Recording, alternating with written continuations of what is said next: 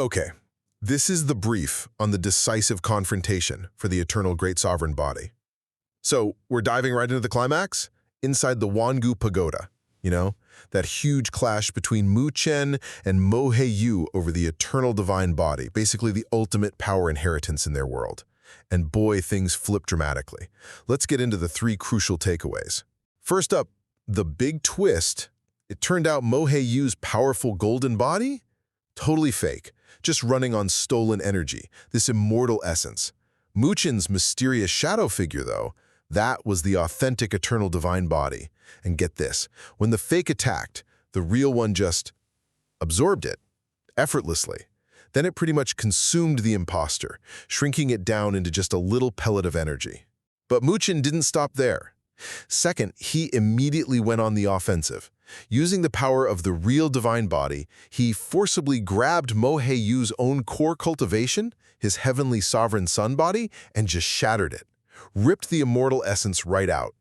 This means Mo He Yu is seriously hurt and has to restart his entire cultivation. A massive, massive loss for him. Finally, the aftermath was instant and severe. Mo He Yu managed to flee the pagoda, yeah? But outside? His clan leader, Mo He Tian, was absolutely livid about losing the inheritance.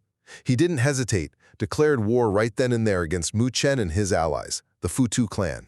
Mu Chen secured the ultimate divine body, all right? But doing so has immediately ignited a huge, high-stakes conflict that's set to shake the Great Thousand World. This is the brief on Mu Chen's eternal body refinement and the ancient clan standoff. Okay, so we're diving into this really intense transformation for Mu Chen. You know, this critical 5-year upgrade he's been through, it's actually sparked this massive, world-shaking confrontation between two super powerful ancient clans right outside the Wangu Pagoda. So, first off, Mu Chen absolutely needed this physical upgrade to get this rare thing called the eternal body. Why? Well, turns out his current body just couldn't handle or unleash the true maximum power of his ultimate ability, the eternal great divine body. His spirit and skills were kind of maxed out, right? But his physical body was holding him back. Second, this transformation, it was no joke. Mu Chen endured 5 agonizing years inside this giant cauldron filled with intense purple flames. We're talking reduced down to a purple gold skeleton before being rebuilt, all fueled by huge amounts of immortal essence. Now, the crucial part. Thanks to some time manipulation inside the pagoda, those 5 years only equaled 6 months, just half a year in the outside world. Wild, right? And finally, while Mu Chen was undergoing this intense 6-month process, things outside reached a boiling point.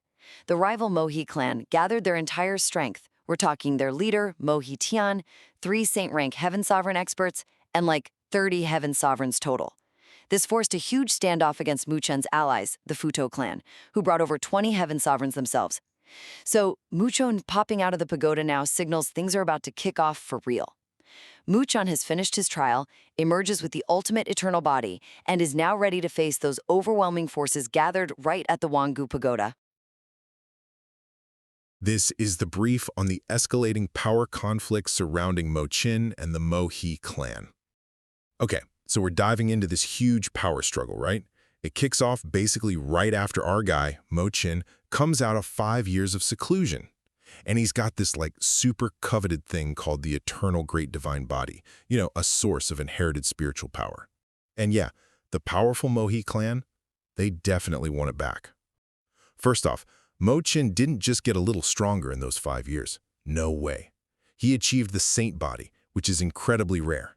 And this just floors all the assembled heavenly sovereign saint-grade experts think, like the most powerful folks around. Why? Because the saint body lets Mo Chen just shrug off their immense spiritual pressure. He went from being a target to, bam, an equal, just like that. So, that power jump leads right to our second point, the big confrontation. It's all about Mo He Tian. He's the head of the Mo He clan, trying to basically strong-arm Mo Chen into leaving the divine body with them for 100 years. Mo Chen? He's not having it. He flat out rejects the idea, kind of pointing out, hey, this thing chose me because you guys couldn't earn its recognition even after guarding it for thousands of years. Ouch. Yeah, that bold refusal, it caused things to escalate instantly.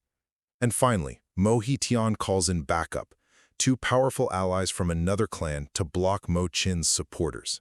Suddenly, it's a multi-clan war footing. But then, just as 5 of these top-tier experts were about to jump Mo Chen, the Tai Ling clan shows up, throws up this ancient defense, and declares they're there to protect him. So yeah, Mu Chen's new strength and these powerful new allies, they've completely shaken up the power balance in the Great Thousand World. This is the brief on the confrontation in The Great Ruler, specifically episode 619. So what's going on here? Well, this chapter is really where our main guy, Mu Chen, finally throws down against Mohe Ten. He's the chief of the super powerful Mohe ancient clan. But, getting to this point, it took some serious politics in the Great Thousand World. That's the setting, right? Where power, Ling power, is everything. Okay, so first up, the most crucial thing that sets this up. The Tai Ling ancient clan makes this, dramatic entrance. You've got their great elder, Tai Ming-hu, who's a heaven sovereign, basically god-tier strong, showing up with Ruo Li, the clan's goddess.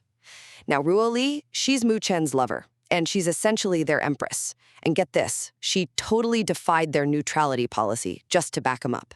Big deal, right? Second, Ruo Li's power level when she steps in, it kind of shocked everyone.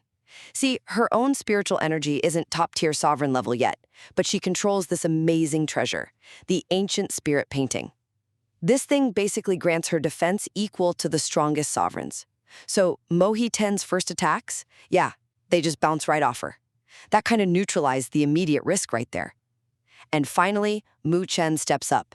To stop a massive war breaking out, he challenges Mohe Ten just one-on-one. And Mu Chen, he's just leveled up his Ling power, and he's got this regenerative saint body. And wow, does it show. First exchange, Mu Chen lands a punch powerful enough to actually threaten a late-stage heaven sovereign. Then he tops it off with this crazy combo of physical and spiritual power, the Immortal Heavenly Palm. So yeah, the battle is definitely on, and Mu Chen is pushing his brand new power against one of the toughest leaders out there, proving he's playing in the big leagues now. This is the brief on Mu Chen versus Mohe Tian. So this wasn't just any fight, It was the ultimate high-stakes showdown, really, testing if Mu Chen could actually handle this legendary ancient power he was supposed to have. And his opponent, the super powerful Mohe tribe chief, Mohe Tian.